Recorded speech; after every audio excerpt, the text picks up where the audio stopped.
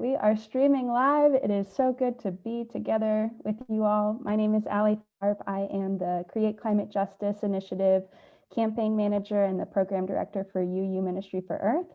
And it is such a blessing to be together with three awesome community leaders and organizers, Nicole Pressley with UU The Vote, Allison Hess with the UUA International Office, and Joanne Pérodin with the New Florida Majority. So we are going to have an awesome webinar together. You'll hear from each of them, and then we will go into some time for Q&A.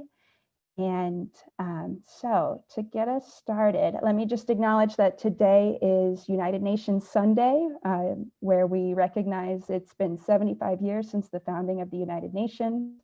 So we're celebrating that together, and we're also recognizing the UU The Vote campaign Harvest the Power Week of Action.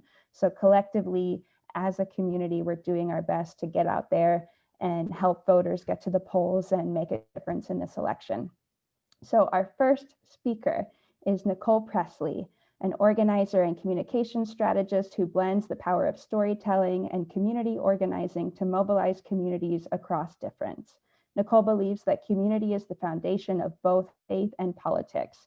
Who and how we are together is the deep relational work that changes lives and the world. Nicole has 10 years of experience working with progressive organizations, including Planned Parenthood, Minnesota AFL-CIO, and citizen advocacy. She brings a robust skill set of program development, electoral organizing, advocacy, communications, and data management. As a Unitarian Universalist, she is excited to work with our congregation to continue a legacy of public witness and revolutionary love. Please welcome Nicole Pressley, our UU The Vote program manager and national lead. Hello everyone. Thank you, Aly. It is wonderful to be here with you, along with Allison and Joanne, and everyone on the call this Sunday afternoon and maybe morning for some. Again, I am Nicole Pressley. I'm the national organizer of UU The Vote. And I guess I want to start out my remarks about UUing the vote for climate justice with an experience I had yesterday. Yesterday was the first day of early voting in New York. So I had made a plan with my family to show up and cast our ballot. And as I when planned, right, you know, where's the early voting location? What, you know, how long do we anticipate these lines being? And then looking at the sample ballot, I was really like grappling with, honestly, disappointment. Some disappointment in the choices that were on the ballot, right? The choices that we had before us, up and down the ballot in wonderful Western New York, where I'm calling in from today. And as I kind of began to feel a little disappointment, I was just like, well, like, what is this really about? And so instead of focusing on who I was voting for, I began to shift my thinking and think about, well, who am I voting with, right? Who are the people and the values that I keep in mind when I vote and when I continue to work towards justice every single day after Election Day? I'm sure you've been hearing, you know, we are in a historic election. You know, the stakes are high this election, and those statements are, of course, true. And that is why UU The Vote is about organizing to build power, about joining in partnership alongside communities that have been stripped of the very political agency and power that have transformed our country and the world sometimes time and time again. The oppressed, the marginalized, rising up against violence, tyranny, oppression, allies and collaborators joining in collective action towards our shared liberation. History tells us that this country does not move, right, without multiracial, multi-faith, multi-issue movements for justice that center the most vulnerable. from indigenous nations that are working to protect people, the land, the water, from fracking, from industrial pollution, to Black communities who have been fighting the many ways in which segregation has built Black neighborhoods on top of cancer-causing landfills, placed folks in environmentally unsafe housing, and near industries that harm both our bodies and our climate. This is who I am voting with, right? This is the well I had to go into to muster up some excitement yesterday about what we can accomplish together if we stay focused and if we continue doing work in partnership with folks who have been on the front lines of these issues. So as I talk, I want you to flood the chat. Who are you voting with, right? We are a nonpartisan campaign, but we are bringing our values, right? And we are bringing folks that we know and who we love and care about to this work. So I would love for you to all just share in the chat, who are you voting with, as I continue my remarks. Because that's what the vote is about. It is about voting in covenant, right? In covenant with people, in covenant with the land, and respect for that. We are a nonpartisan campaign, but that does not mean we have not taken a side, right? We encourage folks to vote, but we don't pretend that how you vote doesn't matter, right? It absolutely matters. We don't side with parties, but we do side with our UU values and with people that we love, and in partnership with people who are also fighting for justice. So if we're voting with intentions, right? If we're voting with our values, if we're voting love, as we say, right? And you the vote, hashtag vote love, hashtag defeat hate. We are voting keeping in mind the inherent worth and dignity of all. So what policies and systems threaten inherent worth and dignity? Where do candidates up and down the ballot stand on that? And right, asking ourselves, are we, for example, eradicating poverty, or are we just rebuilding a middle class? If we're voting for the inherent worth and dignity of all people, if we're voting for the respect for the interdependent web of which we are all a part, what candidates actually support policies and legislation that move us in closer alignment with that principle? Are we conceding to what corporations say is possible and, of course, profitable? Or are we building power to create a new economy that doesn't sacrifice the very earth on which we live for corporate profit? We are here having this conversation as wildfires sweep across Colorado. We are witnessing more and more devastating hurricanes that are taking homes, taking lives, and displacing people. While we also have insurance companies that won't pay up, right? We have homelessness that awaits those who are displaced that don't have the resources to rebuild their lives. We have a healthcare system that shackles folks with debt if they are in need and don't have health insurance. This is the picture of our climate crisis. And this must also be within the scope of what we call climate justice, right? In fact, right, in the middle of this climate crisis, we cast ballots for leaders who may not fully embody or agree with our climate crisis legislative dreams, right? Who we vote for may not be climate champions, right? These are the realities. But who we vote with has always been the way in which we achieve transformative justice. You, the vote, has made deliberate choices to partner with frontline communities and organizations. That's why I'm not only proud that you, the vote, is working with organizations like New Florida Majority, but I'm really excited because this is how we build power. This is truly how we win, is working in collaboration and in alliance with folks who have been fighting for justice for decades, right? In our partnership with New Florida Majority, we have been able, and why, as I say we, I mean you all as well, right? We have been able to make over 60,000 calls to voters and had thousands of conversations with voters in Florida. The UU congregation in Miami held a concert fundraiser with New Florida Majority to continue to invest, right, in their multiracial work to empower, right, voters and empower communities for justice. And with, of course, new millions of new voters and returning citizens in Florida, we have the opportunity to welcome folks into, right, New Florida Majority's mission and infrastructure to build a more progressive Florida on November 3rd and beyond.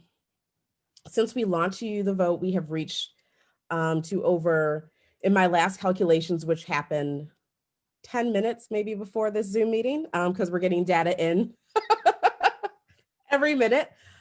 We have reached out to over 1.6 million voters. We have had tens of thousands of conversations and text messages that have gone out to voters.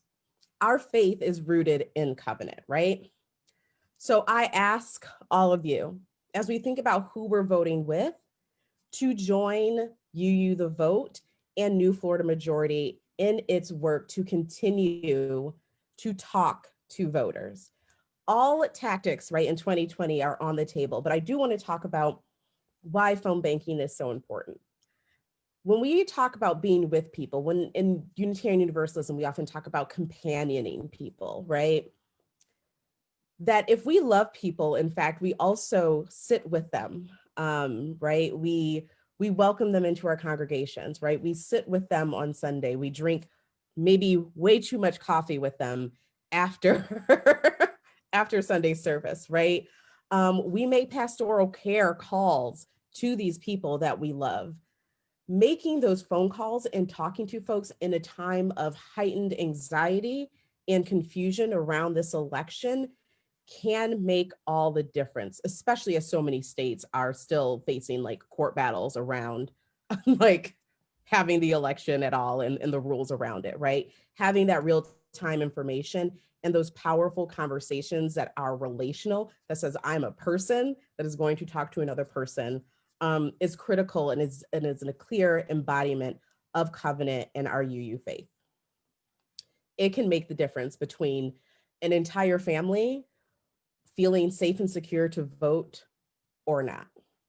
So I do want to invite you, as Aly said, we are in the middle of our Harvest the Power week of action at UU the Vote, where there's tons and tons of activities going on, but it will end with a massive national phone bank with New Florida Majority on October 27th at 7 p.m. Eastern. And I'm gonna throw that link. Oh, looks like somebody's got the links ready. Yes. So I will add that here. There's a phone bank on October 27th. That's going to be massive. And then we're also continuing phone banks on November 2nd with New Florida Majority. So please show up and join us for that. Every single call matters in this time. I also want to note where we are in this election. I remember watching the presidential debate and hearing the, what was it? Stand down, but stand by comment. I was literally standing and I was like about to walk away before that comment was said because the debates exhaust me. And then I heard that and I froze because I knew exactly what that would mean, particularly for Black and Brown voters in many states that are targeted by voter suppression. In June, I was living in Atlanta, Georgia, where I've been living for the past 3 or 4 years. And I went to the polls and waited 3 hours in line. I watched countless people turn around from just walking in and seeing the line and being like, I cannot do it. I have kids at home, right? Like I have a job to get to. I remember being in line and seeing many people line up behind me, but when I actually went in to cast my ballot, turning around and only seeing 4 people left behind me. I remember how it felt in my body to stand for 3 hours waiting. I remember being concerned that my phone was about to die, and the only way I could get home is a lift, which would require me having a little bit of battery left in my phone to leave the polls at 11 o'clock at night. When I went to the polls in New York yesterday, I had deep anxiety. I checked all of the laws around, no, okay, we don't have voter ID here. What do I need to bring with me? I haven't voted in New York in a long time. Like, where's our early voting location? Who could reasonably show up at the polls? I particularly made time because I'm not an early riser, but I knew my parents would want to vote really early to be like, let me go vote with them, because I don't think they understand, right? Really what is happening in our country, right? They are very optimistic people. And I was like, I want to be there because I have the numbers, right? I know who to call, I know my rights. And I can be there to be like, no, you can't do this, right? And yes, I have the right to this. And I think about a person who, like me, who has done electoral work for years. And then I just think of everyday, right? Everyday people who have other jobs and lives that don't necessarily have the time nor the resources, right, to be devoting every waking hour to like making a plan to vote. This is critical. These conversations that can calm people, that can give folks this information and feel more secure in voting, and also doing election defense work, is going to be critical to make sure that everyone who can vote does vote, and that everyone who does vote gets their vote counted in 2020.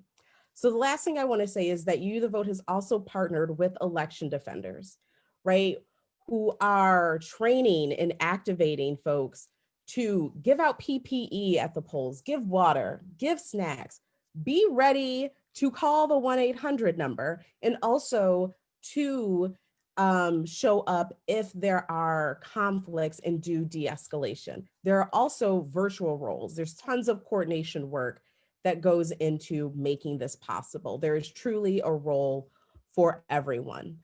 So I do want to throw in the chat the link. There are many ways for UUs to show up. We love to do public witness. This is a time where we can show up and not only support voters in making a plan to vote, but to support voters in showing up at the polls safely and securely and doing the work after November 3rd to make sure every single vote counts. And this is work, and I will just like hammer this point home, that You the Vote is not able to do unless we are doing it in partnership.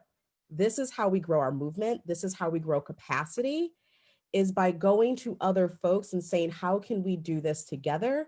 And this is why I'm so excited about the work we've been able to accomplish together with New Florida Majority. Thank you. Thank you so much, Nicole. Yes, yes, yes. So next, our speaker will be Allison Hess, who serves as an International Engagement Associate at the Unitarian Universalist Association. In this position, Allison connects UU congregations across the United States and Canada with resources and opportunities to engage with our global faith, with the work of the United Nations, and with worldwide justice programs.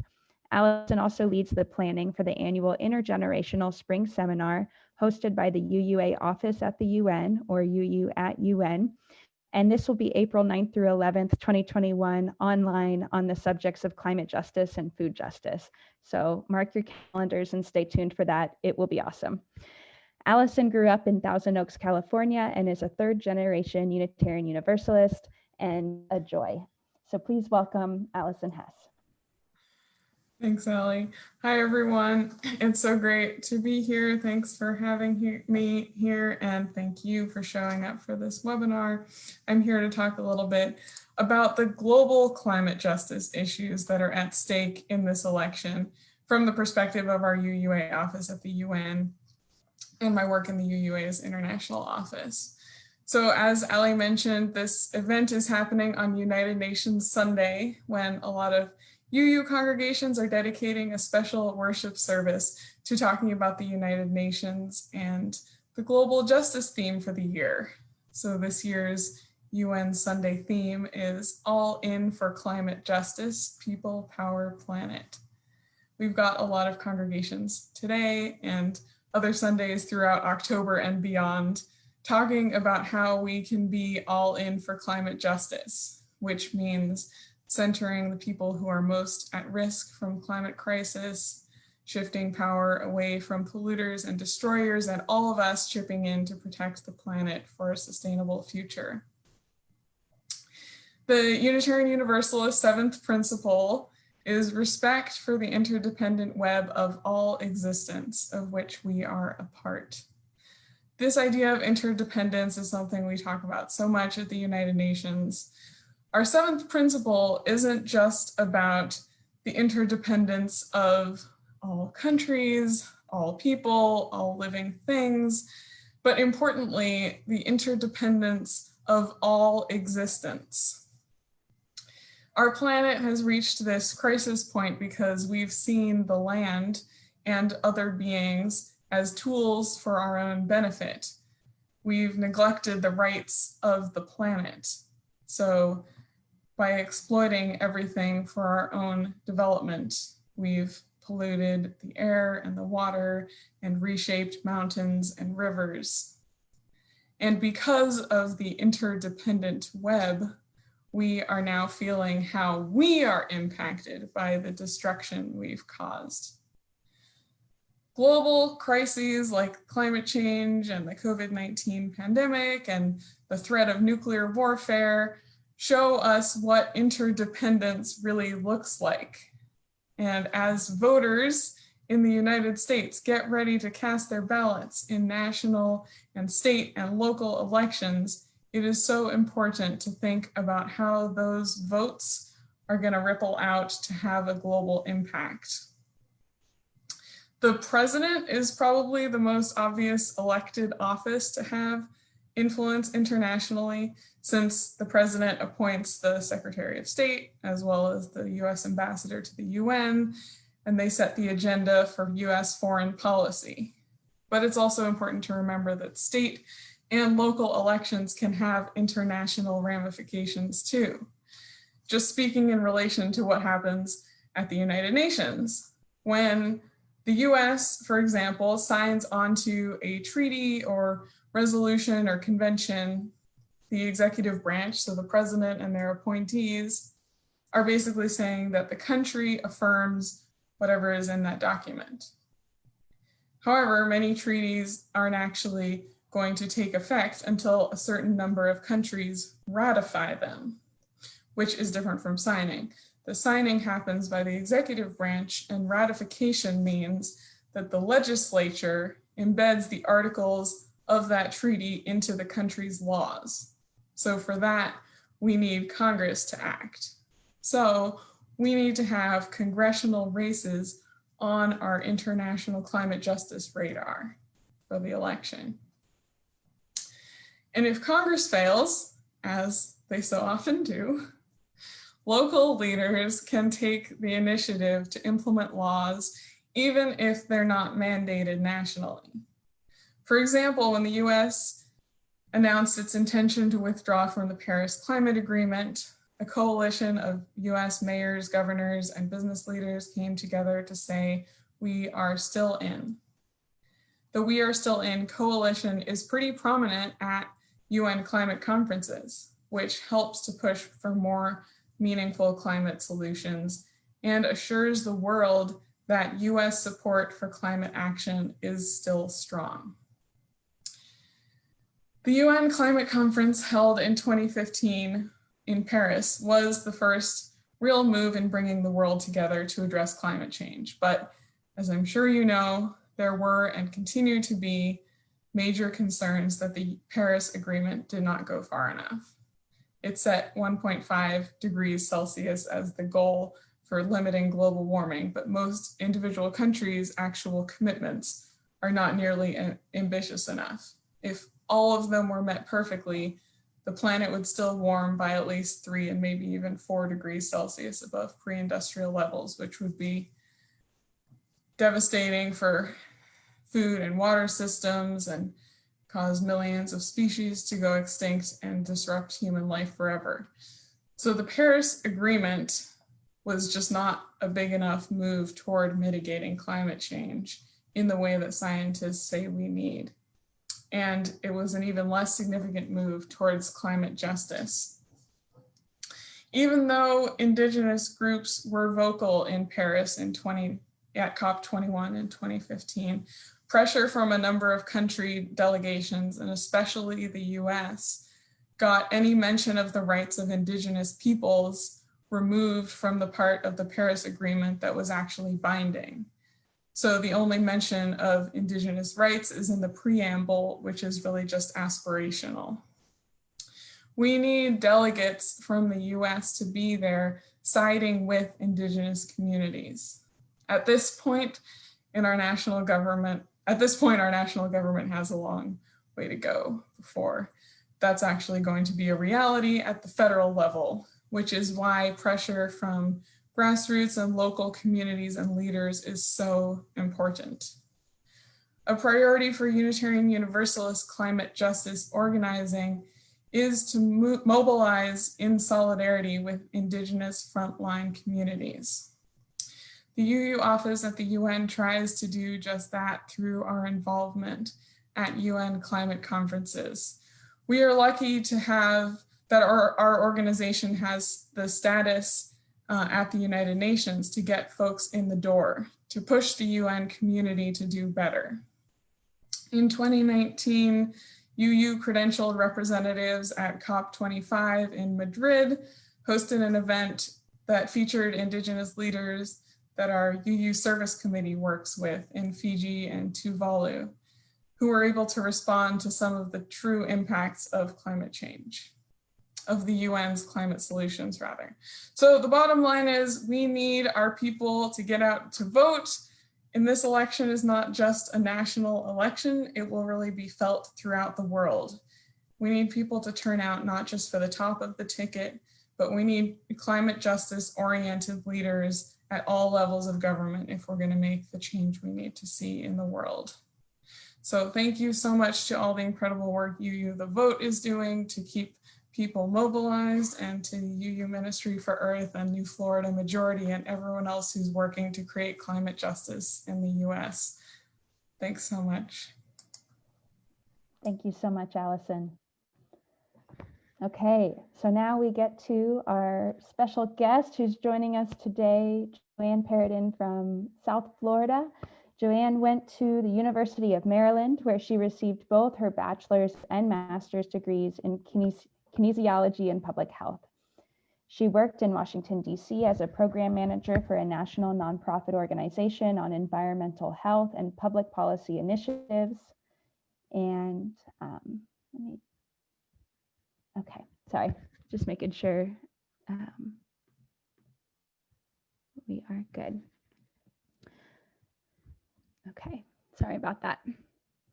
So Joanne worked in DC as a program manager on national nonprofit environmental health and public policy initiatives. And in this role, Joanne engaged with congressional staffers and federal agencies, including the EPA, the Center for Disease Control and Prevention, Department of Health and Human Services, et cetera. She later worked as a public health consultant, collaborating with the United States Agency for International Development, Department of Defense, and the World Health Organization. Moreover, she also worked with various governments in Southeast Asia, West Africa, and the Caribbean on issues related to water, sanitation, hygiene, disaster resilience, and climate change.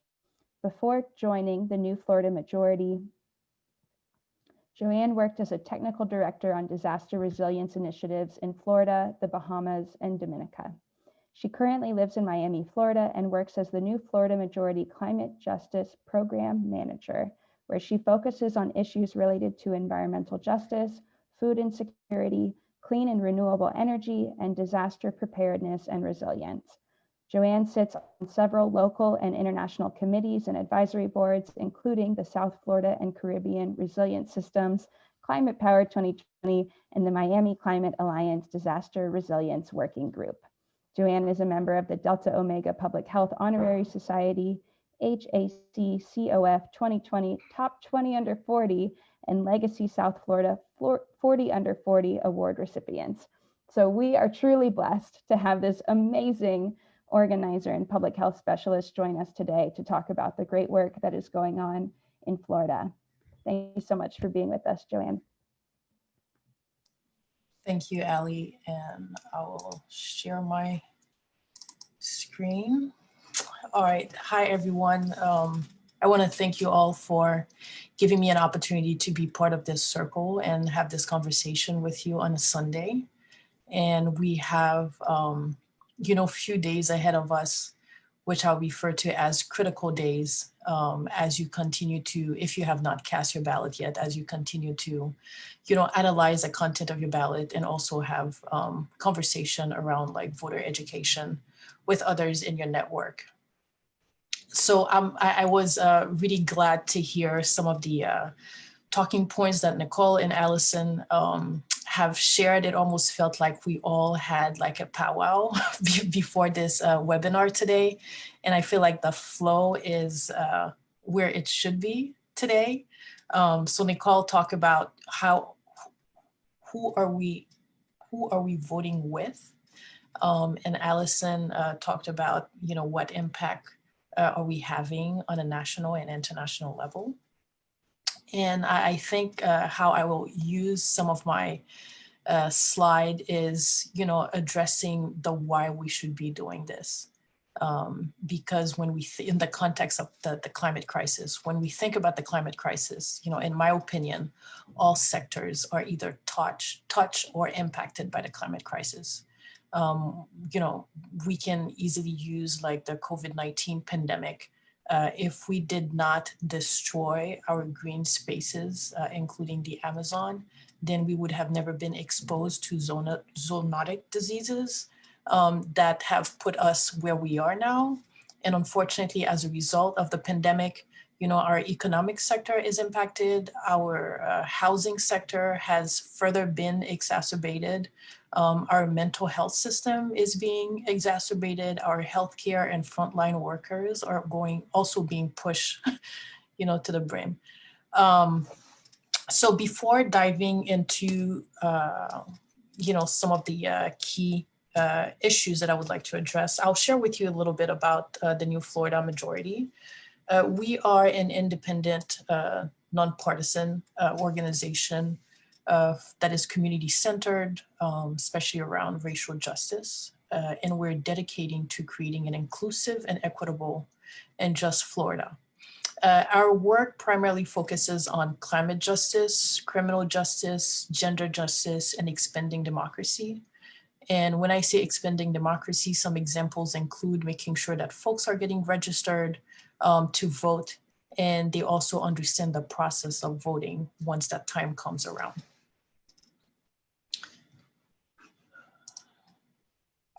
Now, focusing a little bit more on our climate justice work, the priorities of our work this year is around 3 areas. Who are we serving? Why are we engaging with those individuals? And how are we doing this?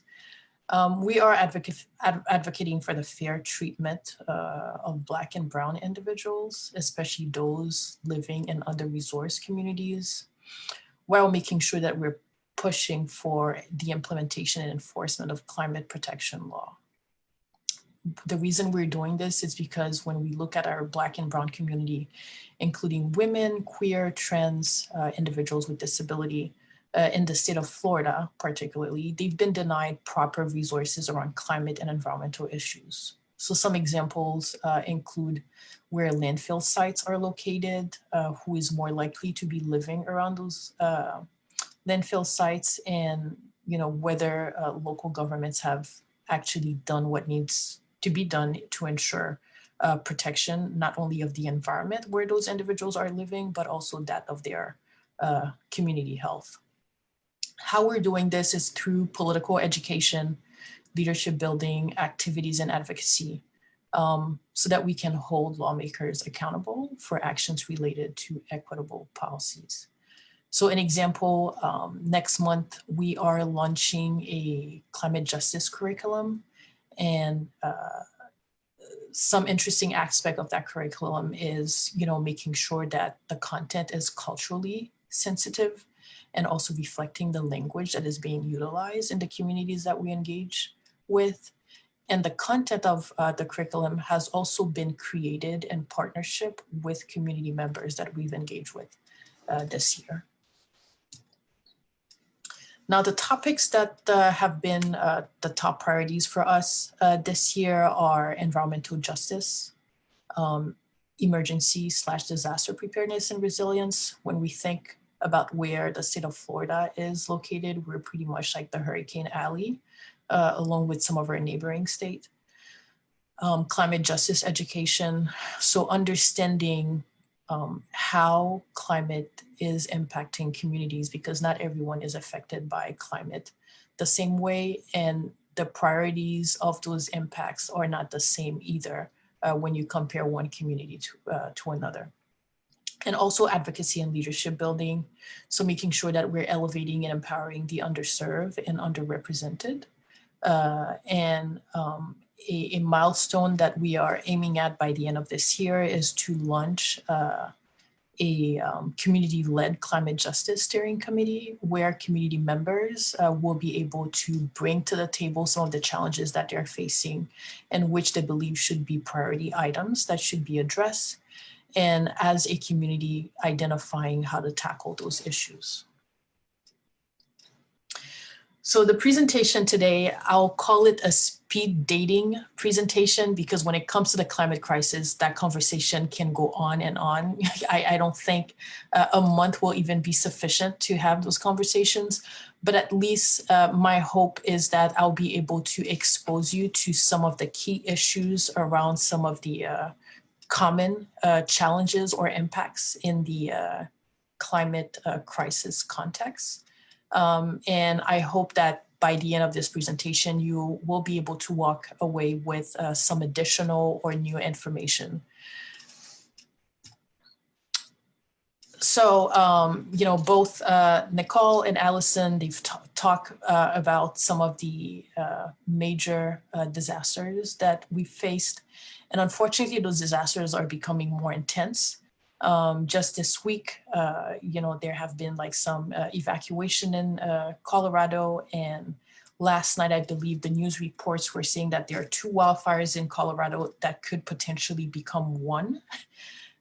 When it comes to hurricane, there's one storm currently in the Atlantic around Bermuda, and there's another disturbance that is forming on the south of Cuba, and that could potentially go towards Louisiana. And, that area in the Gulf has already been impacted quite heavy this summer. And when we think about how, the world has exploited Earth, which is such a precious gift that nature has offered to us, now we are facing extreme drought, and that drought is pushing people out of their community, and it's also impacting other sectors, including like the farming/agricultural sector. So first, this is the first topic of our speed dating. It's climate change and greenhouse gases. GHG is something that we hear a lot when it comes to conversations around climate change, and it's pretty much a gas that is trapping heat on our Earth, and as a result, that drives temperature on the planet. So that's why it's getting warmer. Now, what makes up that gas are chemicals like carbon dioxide, methane, nitrous oxide. So I have this graph on the right side so that we have an understanding of what are the major sources contributing to this increase in greenhouse gases. And the first source is transportation. So when we think about cars that are relying on fuel like gasoline/oil. And the next one is electricity. For example, down here in the state of Florida, 80% of our electricity is from fossil fuels, and fossil fuels are contributing to that spike or raise in greenhouse gases. Now, when we think about like the impact that this, in addition to the global warming, other impact that this is having on our planet is, you know, the natural climate of our planet is changing. Our sea ice is melting. And as a result, the sea level rise is accelerating. And, you know, if you live in the South, and I also know that has been happening in northern states, we are seeing longer and more intense heat wave and more frequent hurricanes and wildfires. And even like in the Midwest, we've been seeing like more extreme weather events, such as like tornadoes. So that's like a highlight on the overall climate crisis and greenhouse gas emissions. Now, remember I mentioned that 80% of our energy down here in the state of Florida is from fossil fuels. But when we talk about energy, we also need to talk about energy justice. Not everyone has equal access to energy, and not everyone is impacted by energy the same way. So one new topics in our speed dating today is energy burden. When you hear someone talk about energy burden, that's pretty much how much you bring in, like in terms of income, in your house, and how much you're paying towards energy bill. So that includes electricity and gas.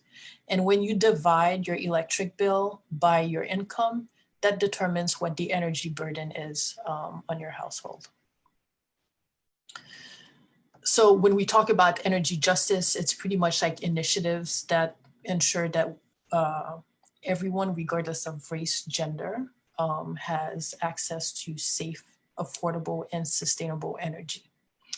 When we compare ethnic and or racial groups and look at the energy burden on those groups, indigenous groups spend 45% higher on energy bills compared to their white counterparts. For the Black group, it's 43% higher, and Hispanic and Latino, it's 20% higher. And if we remove the racial aspect of it, but we look at the social economic status of a household, low income households spend an average of 8.8% of their income on electricity, while the average for all Americans is only 2.9%. So that's like a pretty big difference.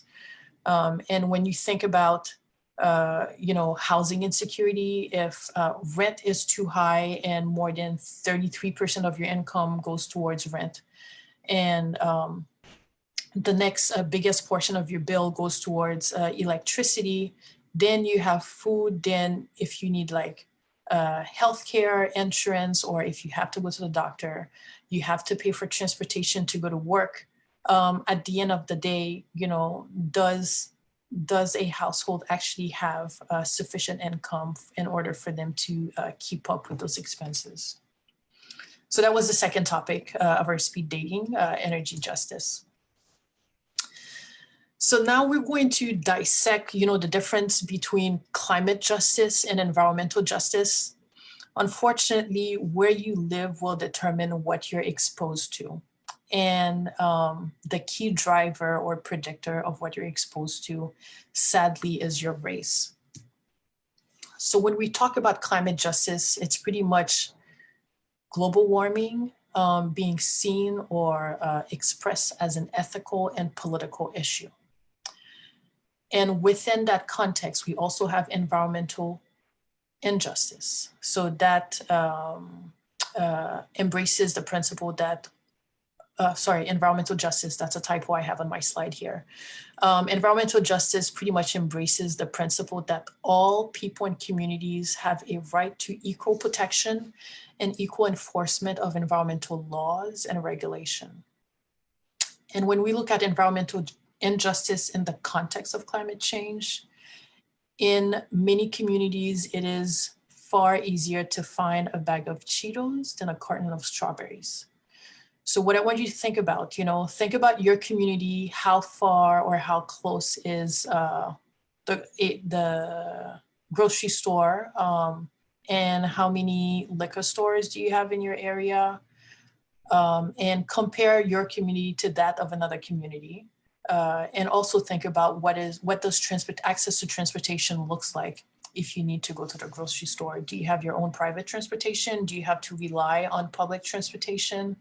If it is public transportation, are there sufficient like bus stops or train stations for you to actually get on to head to the grocery store? Do you actually have enough money to afford paying for transportation to go to the grocery stores? Or do you have to sacrifice something that you would have spent money on in order to utilize that and use it towards transportation for you to go get food? And we cannot talk about climate justice, environmental justice, without talking about environmental racism. As I mentioned earlier, race is the #1 indicator of the placement of toxic facilities in this country. And we all know that toxic facilities emit carbon dioxide, which is one of the major driver of greenhouse gases, which is impacting our climate.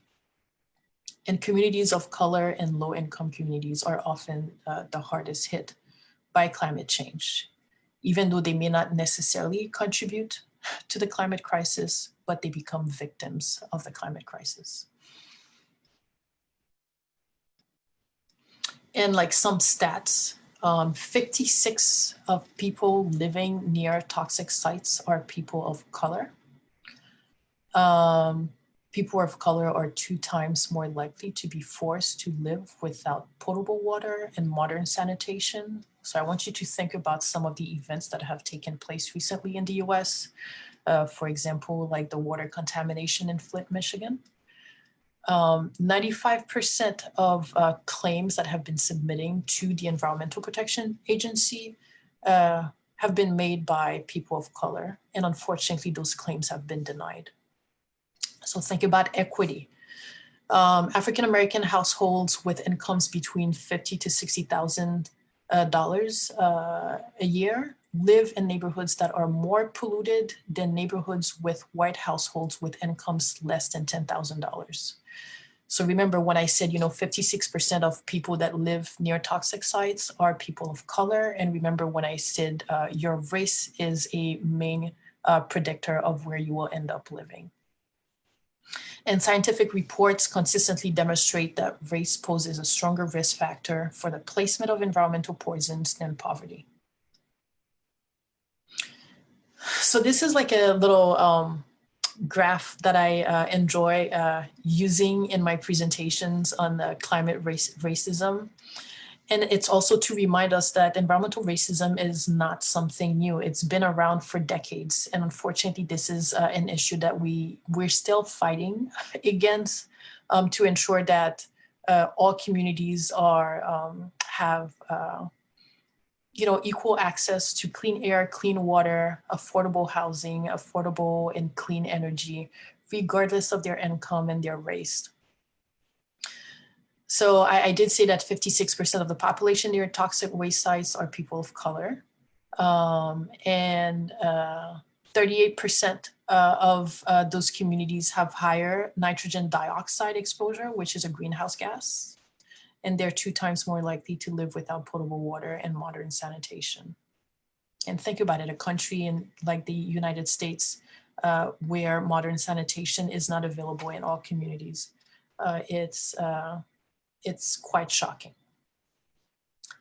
So the third topic is insurance.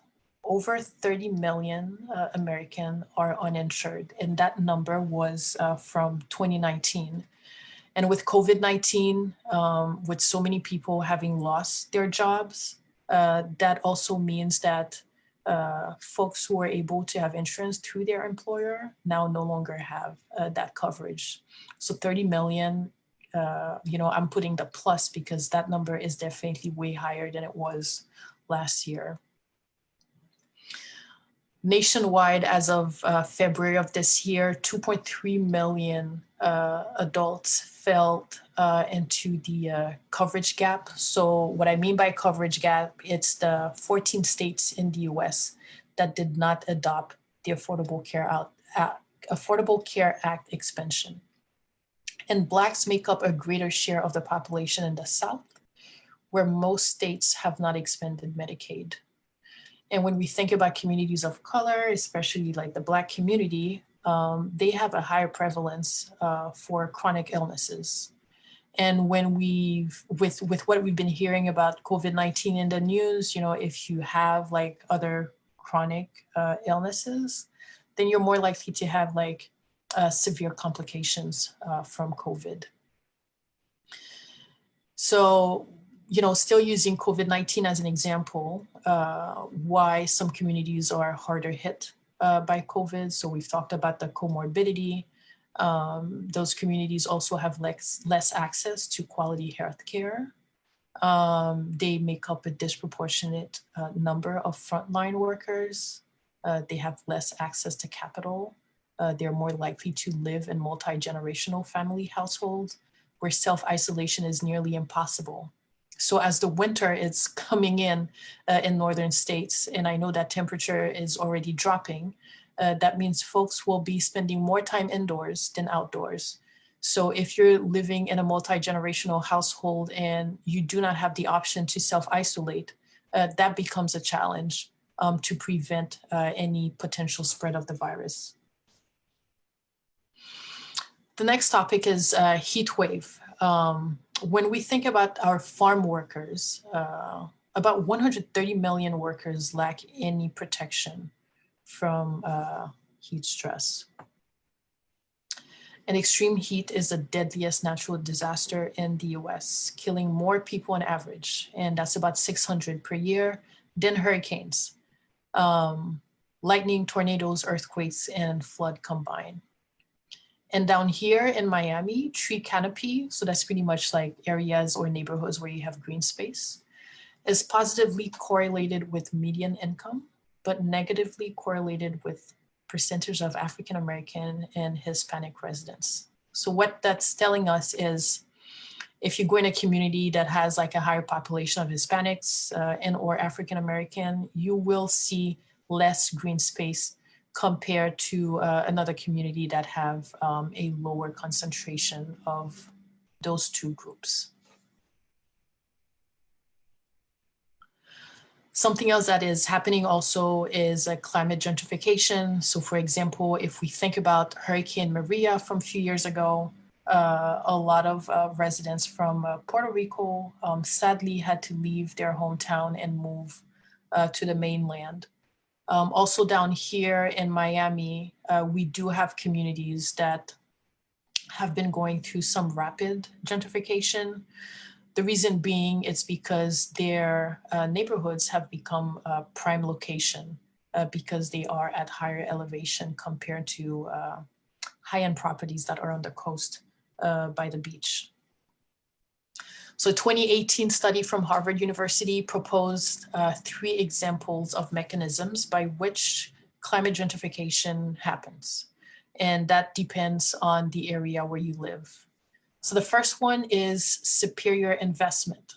So what that means, if you live by the beach where you have more desirable properties, because sea level are rising, those like with high incomes are leaving their high-end properties and moving inland to have access to areas that have not really been developed and where home prices are lower, but eventually will increase as a result of this influx of new homeowners. The second example is cost burden, or mechanism is cost burden. So that's where less resilient neighborhoods are inaccessible to low-income people. So what happens is if you have high-end homeowners leaving the coast and moving inland, this migration is driving the cost of home. And as a result, low income households who used to be in those areas and unfortunately have primarily been renters and not homeowners, they can no longer afford those properties. Therefore, they're being pushed out of their community. And the last mechanism is resilient investment. That's when a neighborhood has climate resilience infrastructure. And as a result, that makes it more expensive. So think of a home that has solar panel, that has seawalls to protect it from any flooding related to high tide, king tides, or hurricane related surge. Not everyone will be able to afford that property because of the investment that has been put in that property to face climate challenges. And I think that's the last topic that I have. It's related to food insecurity. Prior to COVID, the US has been facing major challenges around access to food. Not everyone, unfortunately, have been able to have access to food. And with COVID, this is being exacerbated. And as the climate crisis is not taken more seriously, unfortunately, the cost of food is also going to continue to go up. So in Florida, we have about 2.8 million Floridians that lack access to healthy food, and 800,000 of those 2.8 millions are children. In the US, 1 in 4 households have experienced food insecurity this year. So we are about,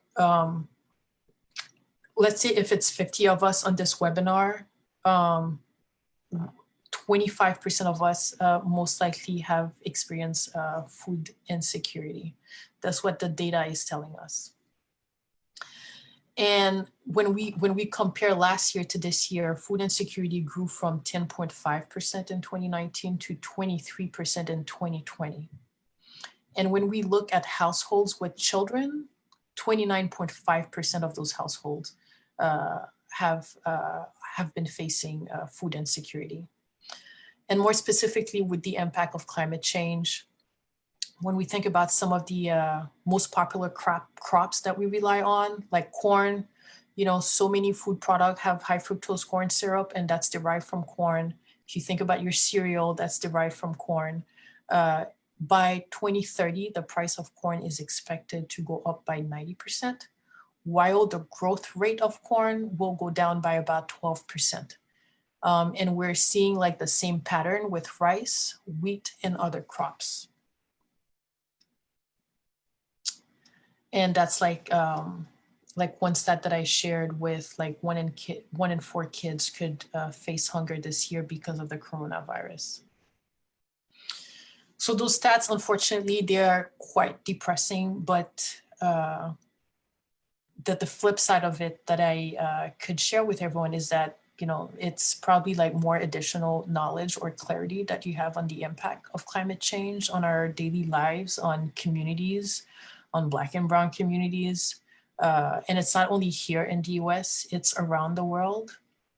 But there are some solutions that we can take on, whether it be like as an individual or as a community. So there are 2-pronged approach to responding to climate change. The first one is reducing emission and stabilizing the levels of heat trapping greenhouse gases. And that's like a mitigation strategy.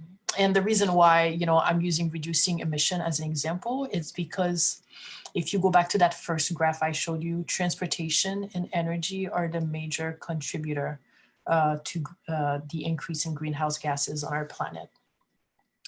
The second approach is like adaptation. So, as our climate is changing, how do we adapt to those changes while making sure that we're introducing solutions that can slow down the progression of the climate crisis? So some solutions that you can take at the personal level.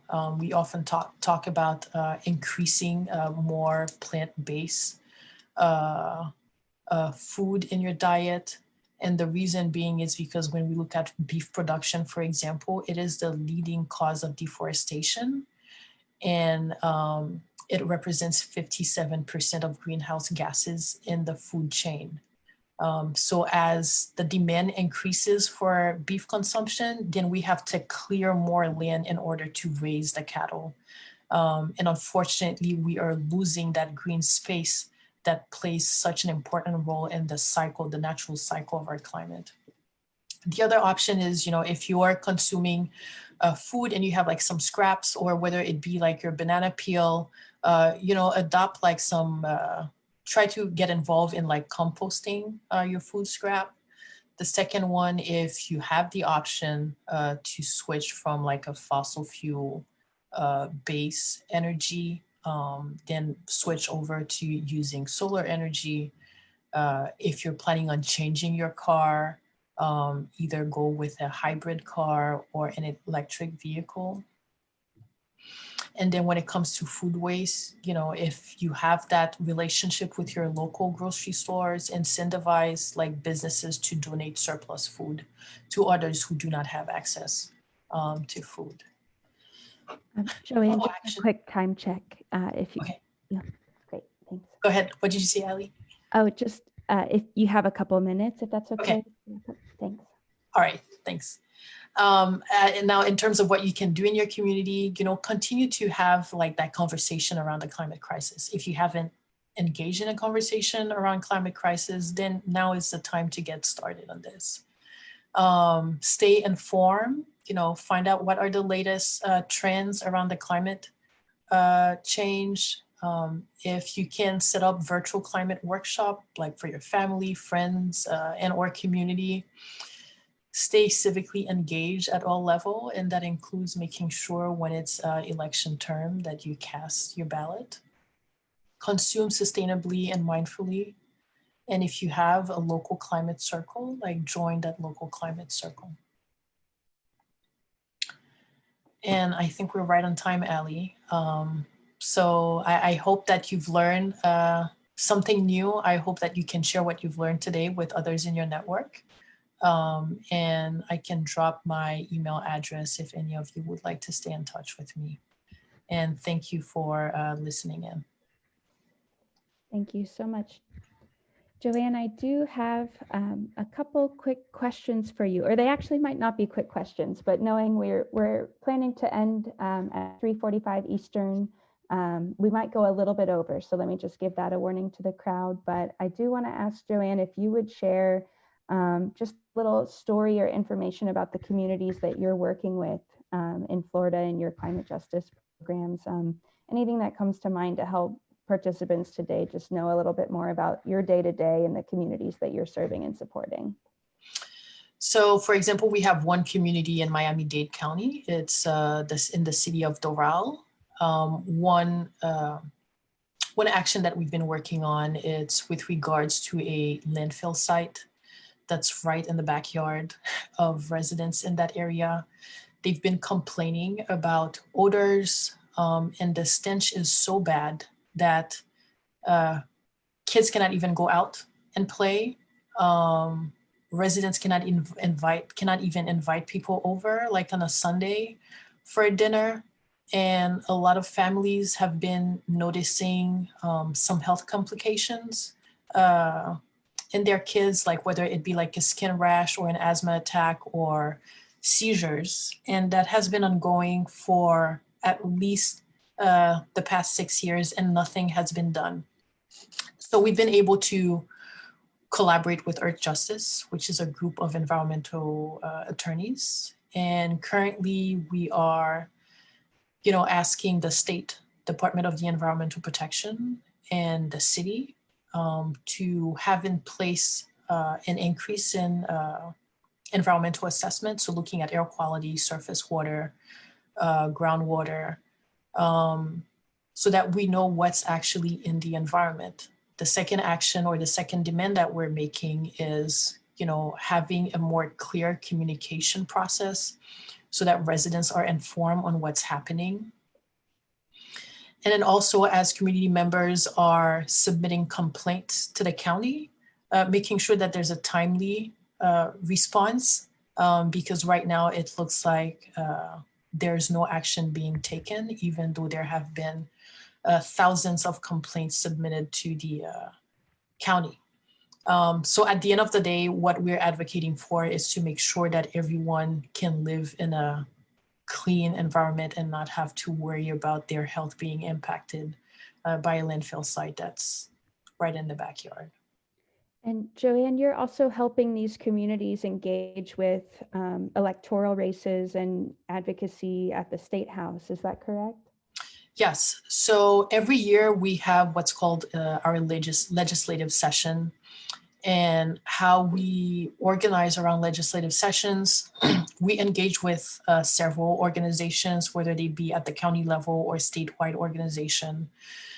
And in partnership with these organizations and community members, we identify what are some key issues that need to be escalated to elected officials.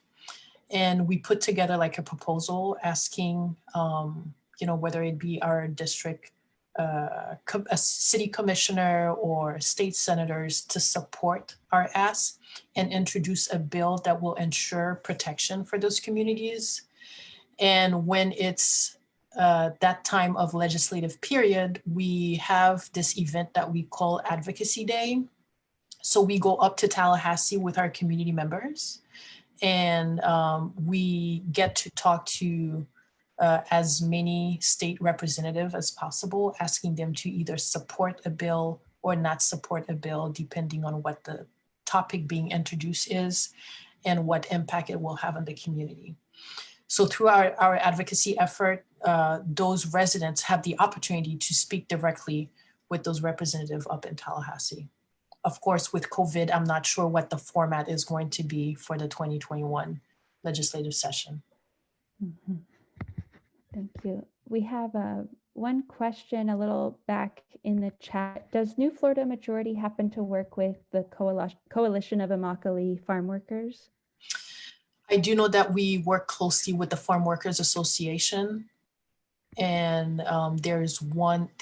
I don't know if they call themselves a chapter, but there's Antonio Tovar, who leads the South Florida Farm Workers Association, who has been sharing with us what's happening with the Immokalee farm workers. And I know earlier this summer there was an initiative to get farm workers in that region tested for COVID. And I believe it was with Doctors Without Borders. But we do participate in conversations that involve the farm worker population. Thank you. And our final question is from Doris Marlin, one of the UU Ministry for Earth Board members, and she couldn't make it because she's getting out the boat on foot in Florida right now. But she wanted me to ask you about any advice or recommendations you have for people who are trying to work in coalition around local climate policy. Like, what do you really recommend people go for with these local policy climate plan processes? And also how we can advance climate justice policy and COVID recovery policy hand in hand. Okay, so I'll answer the first question. I do believe there are many organizations and coalition, whether it be at the local level, state level, or national level, that are out there and pushing for, initiatives to slow down the climate crisis. So the first